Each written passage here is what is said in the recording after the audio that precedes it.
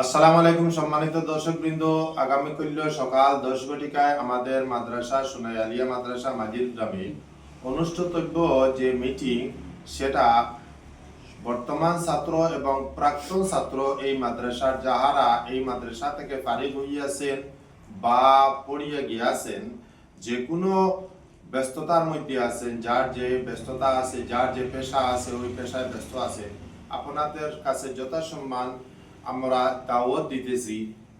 এখনো পর্যন্ত অনেকের কাছে আমাদের দাওয়াত হয়তো পৌঁছে নাই। সোশ্যাল মিডিয়ার মাধ্যমে আমরা দাওয়াত দিতেছি যে আগামীকাল সকাল 10 ঘটিকায় আমাদের মাদ্রাসায় প্রাক্তনীদের এক সভা অনুষ্ঠিত হবে, যে সভায় আপনাদের প্রত্যেকের উপস্থিত থাকা একান্ত জরুরি মনে করি।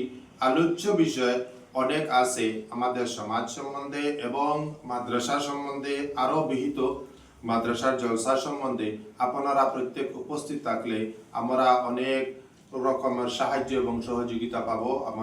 আমরা বর্তমান ছাত্র এবং পুরাতন ছাত্র প্রত্যেকের কাছে এই আরজ পেশ করিতেছি। আসসালামু আলাইকুম।